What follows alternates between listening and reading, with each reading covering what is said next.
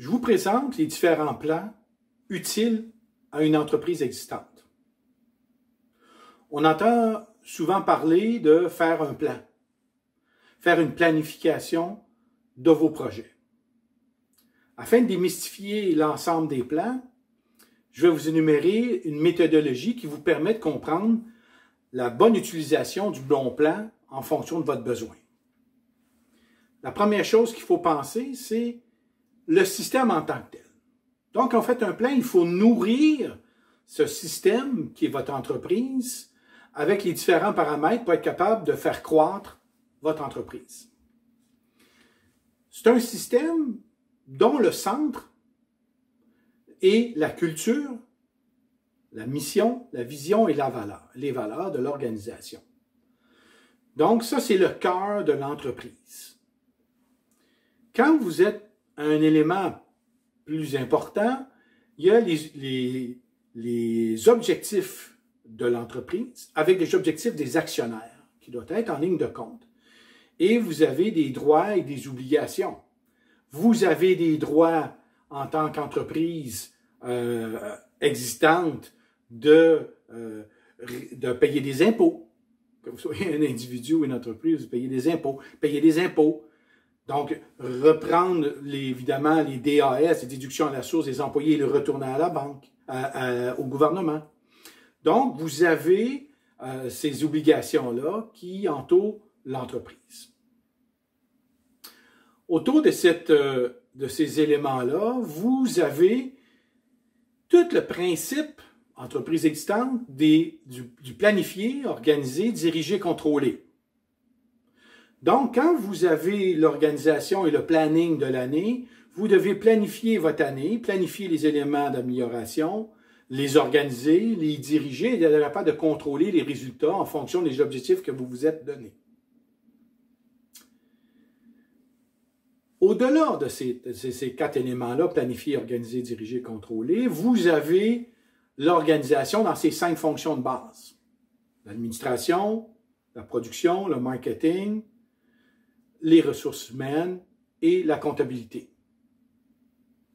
Donc, vous avez les 5 fonctions de base qui doivent être analysées en fonction de l'ensemble de ces fonctions, de ces forces et faiblesses.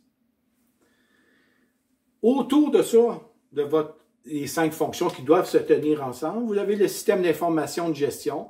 Donc, ce sont tous les paramètres d'informatisation qui supportent l'organisation dans la livraison du service ou dans la livraison des informations pertinentes à l'interne pour être en mesure de se mesurer. Donc, d'un coup qu'on comprend que l'organisation de l'entreprise, c'est un système, il faut comprendre aussi, au-delà de ce système-là doit vivre à l'intérieur d'un paramètre extérieur. Donc, ce qui est à l'extérieur de l'entreprise, ce sont les éléments influençant l'organisation de façon directe ou indirecte, qui parlent du politique, de l'économique, du social, technologique, l'environnemental et le légal. Entre autres mots, c'est le PESTEL. Donc, quels sont les éléments politiques, organisationnels, qui ont une influence sur mon organisation? Ce sont les éléments à analyser. Donc, vous avez le PESTEL, l'environnement externe, qui doit être évalué.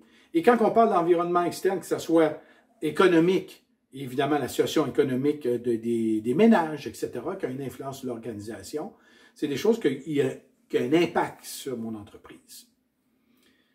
Vous avez d'autres éléments externes qui sont les clients. Évidemment, sans clients, il n'y a pas d'organisation. Vous avez les concurrents, vous avez les fournisseurs, vous avez les acheteurs, vous avez tous les gens entourant l'organisation, les transports, les transporteurs, etc. Vous avez cet élément-là d'externe qui influence l'organisation. Donc, écoute, vous comprenez ça. Si vous voulez savoir quel type de plan utiliser, il faut commencer à conceptualiser ce que je suis en train de vous dire pour dire la première chose à faire, c'est de faire un diagnostic. Un diagnostic sur les 5 fonctions d'entreprise. Pour être capable de déterminer les forces et faiblesses que vous avez dans votre organisation en fonction des 5 fonctions. Donc, la première chose à faire, c'est d'analyser les ressources humaines à l'intérieur, les ressources matérielles à l'intérieur et évidemment le financement qui sont reliés à ces paramètres-là. Donc, vous avez l'analyse des forces et faiblesses de l'interne et vous devez aussi analyser les opportunités et les menaces externes qui influencent votre organisation, l'élément politique, économique, social, technologique, environnemental et légal, qui peuvent changer du tout. En 2020, avec la pandémie, on sait très bien que l'élément politique avait une influence très importante sur les entreprises et évidemment, tout ce qui est légal également avait une importance. Donc, c'est l'influence externe qui influence l'élément interne et comment à l'interne, je peux m'ajuster par rapport à ces changements-là qui sont brusques.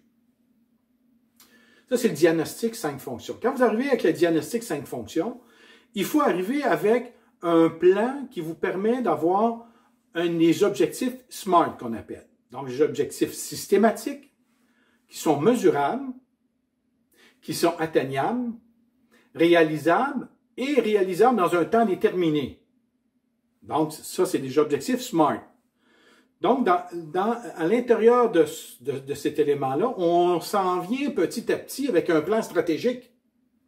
Et le plan stratégique va nous déterminer lesquels objectifs qu'on doit travailler. Est-ce qu'on doit travailler plus dans l'objectif de financement, un objectif de production, livraison de production juste à temps?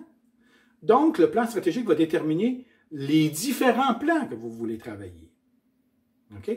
Donc, si vous dites, moi, je veux faire un plan d'exportation, donc je m'en vais aux États-Unis, quel territoire ou quel État américain que je devrais commencer mes objectifs qui sont la mission et la mission commerciale que vous voulez faire en Nouvelle-Angleterre ou l'exposition que vous voulez faire à l'État de New York, évidemment, ça demande des coûts, ça demande des investissements en ressources et en argent.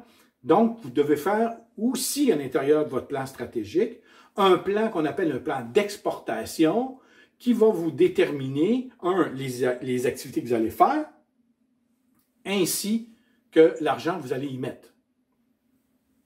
Donc là, voyez-vous, on est dans un plan d'exportation. Vous pourriez avoir un plan d'implantation technologique. Donc, un plan d'implantation technologique, c'est un système d'information de gestion que vous mettez en place. Donc, exemple, vous dites, moi, ce que je veux faire, je veux améliorer mon système ERP à l'intérieur de mon organisation, donc Enterprise Resource Planning, donc c'est un objectif de production, d'amélioration de la production et livraison des services. Vous voulez améliorer votre CRM, qui est un logiciel de gestion de la clientèle, et vous voulez améliorer votre système d'information de gestion.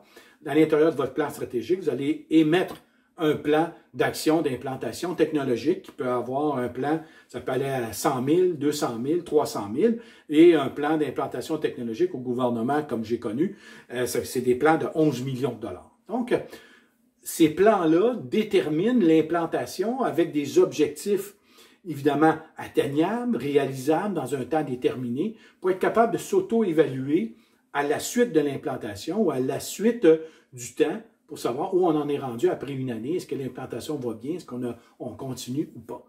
Donc, voyez-vous, vous avez le diagnostic qui débute. Vous avez une planification stratégique qui suit, qui vous détermine les éléments d'amélioration à implanter en fonction des forces et faiblesses et en fonction aussi des paramètres extérieurs, qui naît un plan de commercialisation, un plan d'intégration des systèmes d'information, un plan des ressources humaines également. Vous pourriez dire, moi, je m'en vais en expansion, et puis là, à ce moment-là, j'ai besoin d'avoir des 5-6 personnes au niveau des ressources humaines. Ça me prend une personne de secrétariat, une personne de production, etc. Vous avez pour l'année à venir un plan de ressources humaines, un plan de recrutement des ressources humaines que vous devez mettre en place. Donc, voyez-vous, il y a plusieurs plans qui vont émaner de votre plan stratégique pour être en mesure de travailler sur les paramètres et toujours dans un objectif de planification, diriger, contrôler, planifier, organiser, diriger, contrôler. Ceci étant dit, vous avez tous ces paramètres-là que vous devez travailler. Donc, que vous soyez une entreprise existante depuis n'importe quelle année, vous devez faire ces 4 éléments-là, planifier, organiser, diriger, contrôler. Et même, j'ajouterais, le plan d'action commerciale. Donc, dans toutes les années, vous devez mettre en place un plan d'action commerciale. Donc, revoir votre implantation sur les réseaux sociaux, revoir votre site web, revoir la commande aux États-Unis, améliorer la livraison, améliorer le shipping, etc. Vous devez analyser ces éléments-là pour voir lesquels vous allez travailler. Donc, diagnostic, plan stratégique, différents plans et l'investissement qui est le plan financier pour avoir en bout de ligne un plan d'expansion. Souvent, on met en place un plan d'expansion qui nous permet de présenter ces documents-là d'expansion à l'extérieur pour un banquier ou autre et on l'intègre à l'entreprise. Souvent, on peut aussi faire une étude de faisabilité qui est bien différente d'un plan, une étude de faisabilité pour voir, analyser avant l'implantation la faisabilité d'un projet. Donc, c'est possible de faire une étude de faisabilité, mais c'est complètement différent des plans que je vous énumère, mais c'est important de comprendre une étude de faisabilité. On est encore dans les hypothèses. Tandis qu'un plan, on est vraiment plus dans l'action où on planifie en fonction d'organiser un projet, de diriger le projet avec une équipe interne, avec des gens à l'externe aussi, et on est en mesure de contrôler par la suite l'implantation si ça s'est fait adéquatement dans les temps et dans les investissements qui sont nécessaires. Ceci entoure l'élément qui vous parle des différents plans. Il m'en reste un à vous présenter. On l'appelle le plan d'affaires. Le plan d'affaires, c'est plus un document pour des entreprises en démarrage. Dans le plan d'affaires, on remet en question l'ensemble de la structure qui est le noyau que je vous disais tantôt, la culture, la mission, vision, valeur. On est en train de réfléchir sur nos propres valeurs.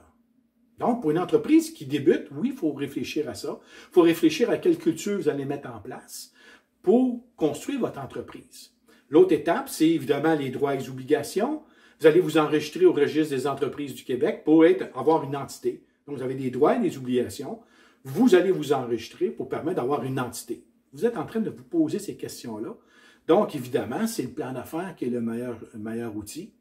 Vous êtes en train de faire une analyse de marché parce que vous n'avez pas de clients pour le moment, mais vous allez peut-être avoir un client la semaine prochaine ou dans 2 semaines, et là vous dites « Oups, j'ai quelque chose à lui offrir, je vois que ça fonctionne, ça peut avancer ».